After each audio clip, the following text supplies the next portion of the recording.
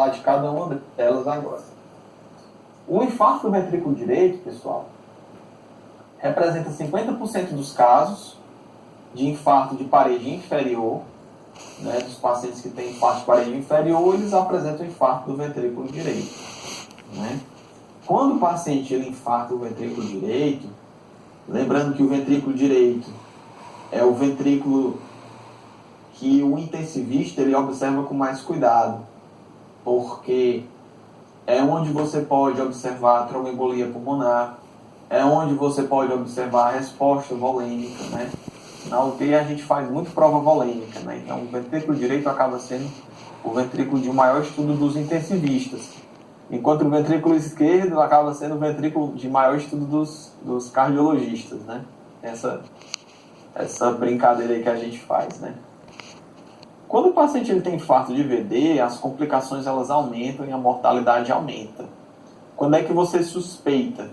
Quando o paciente ele tem um infarto de parede inferior, porque geralmente quem irriga a parede inferior é a coronária direita, e aí no infarto de parede inferior você vê alteração no eletrocardiograma em D2, D3 e AVF, hipotensão e paciente que tem ausculta pulmonar normal.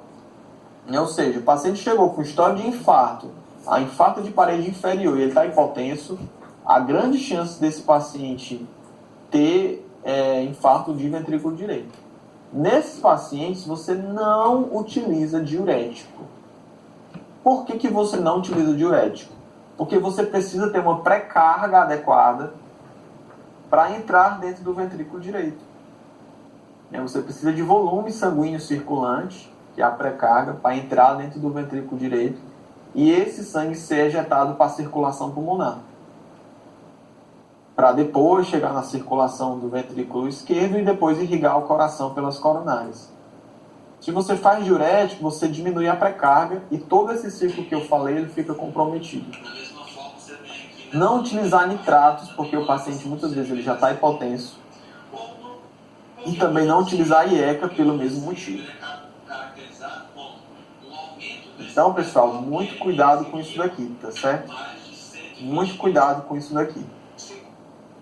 O choque cardiogênico é comum nos pacientes que infartam.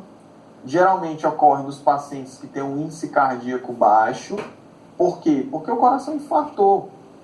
E o índice cardíaco está relacionado ao volume sistólico final, dividido pela massa corpórea, né? Esse é chamado índice cardíaco. E a resistência vascular sistêmica ela aumenta, né, com um mecanismo compensatório. E aí o que é que vai acontecer? Você tem que pensar na reperfusão cardíaca para que o coração ele volte a funcionar direito e o choque cardiogênico ele seja revertido. Para isso você pode utilizar inotrópicos, né, que são as drogas, as aminas vasoativas, né, a noradrenalina, a adrenalina, a dobutamina, a dopamina, a vasopressina, né.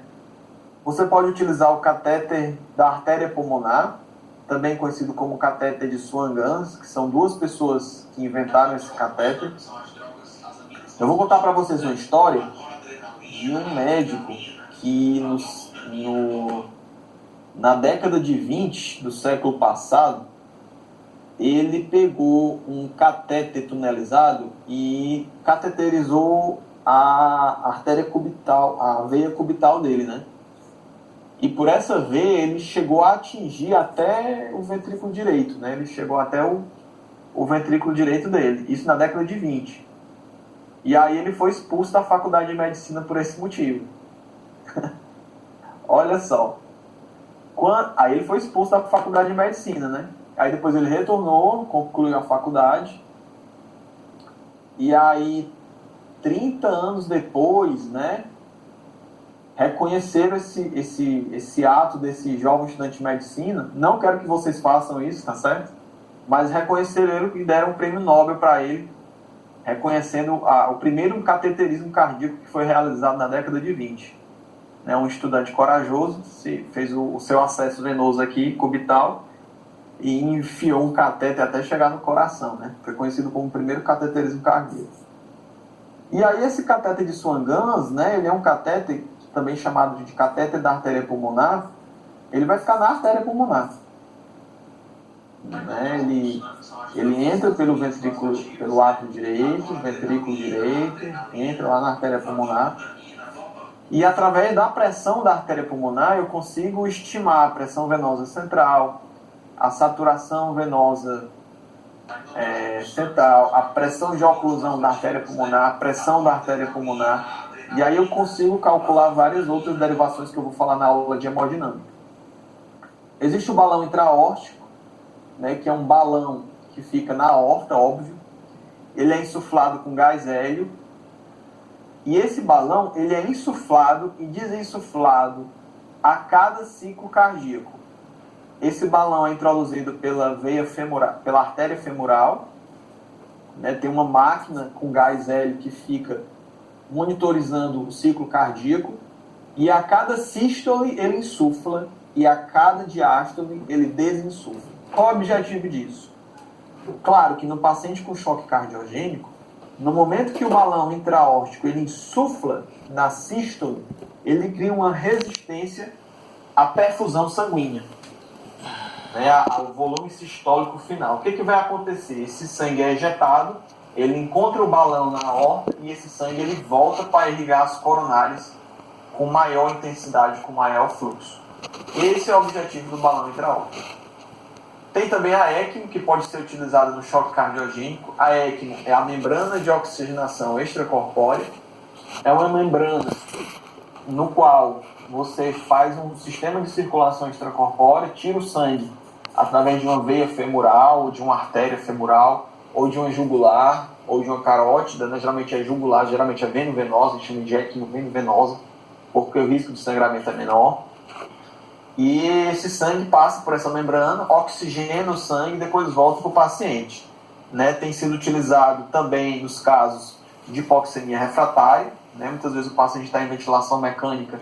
Isso substitui o sistema de ventilação, né, pulmonar, mas a gente utiliza também no choque cardiogênico, tá bom? E tem os dispositivos de assistência ventricular que eu vou mostrar para vocês no final da aula.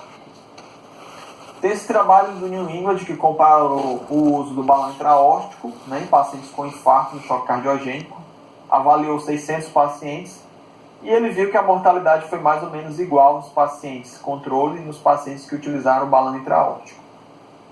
Mas é uma estratégia muito boa em pacientes pós-cirurgia cardíaca, tá certo? A ECMO, eu já falei, é um suporte circulatório de ventrículo esquerdo e direito, né, e também respiratório.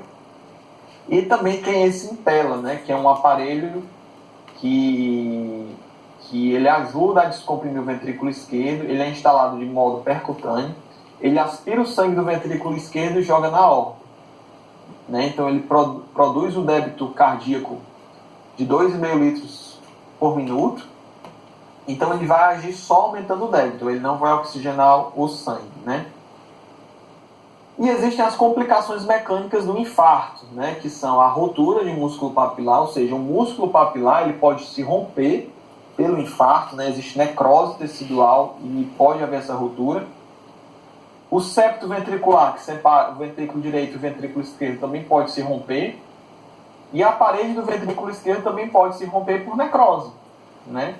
O tratamento é cirúrgico e o tratamento é péssimo, porque o cirurgião ele vai agir no músculo cardíaco que já está com necrose. E o tratamento eu vi mesclando alguns pacientes com tratamento cirúrgico de ruptura de parede livre do VE e é péssimo o tratamento, né? O cirurgião ele vai agir na musculatura cardíaca friada, né? Então o tratamento nesses casos aqui é muito difícil, tá bom? Perguntas? Dúvidas? Eu tenho uma pergunta, professor. Pergunte, jovem. É sobre, assim, uma coisa que eu nunca entendi quando eu estava estudando no Vincardia, né, assim, meio que a manutenção que você tem que manter o antiagregante e aí para ainda por determinado tempo depois que acontece isso, você usa até o Hasbled. É o seguinte. Eu nunca entendi as diferenças dos tratamentos. O Hasbled, ele é um score que avalia risco de sangramento, né? Eu não sei se vocês baixaram o aplicativo que eu sugeri na aula passada, o Medicalc, né? Eu vou até abrir aqui no meu celular para mostrar para vocês. Quando você vai avaliar o Hasbled, ele é um score para estimar risco de sangramento em pacientes que vão fazer anticoagulação. Ele não é o score que vai contraindicar, de jeito nenhum. Ele só vai dizer assim, olha, o risco de sangramento é X. Aí leva em consideração o quê? Hipertensão. Se o paciente tem uma hipertensão descontrolada acima de 160 sistólica, doença renal, ou seja, se dialisa, se tem uma creatina maior do que 2. Se tem doença hepática, né, porque são os fatores de coagulação, né, TPA, bilirrubina, cirrose, INR, história prévia de AVC, predisposição a sangramento, né, labilidade do INR, idade acima de 65, uso de medicações que predispõem ao sangramento, como por exemplo AS, clopidogrel e AINES, e uso de álcool. Beleza. O paciente tem um Hasbled alto, tem risco de sangramento. Aí você vai avaliar o risco-benefício. Como é que você avalia esse risco-benefício? Quando o hemodinamicista faz o cateterismo, faz a cineangiocoronariografia, ele consegue saber se o que gerou um infarto foi espasmo coronariano ou se foi uma placa aterosclerótica que ocluiu, né, aquelas placas duras, mas também tem as placas moles de colesterol, da mesma forma que tem os trombos. Eu já peguei muito paciente jovem infartando, paciente de 30 anos, paciente de 40 anos, né? E esses infartos de pacientes jovens, na grande maioria das vezes, são trombos. São trombos, não são placas.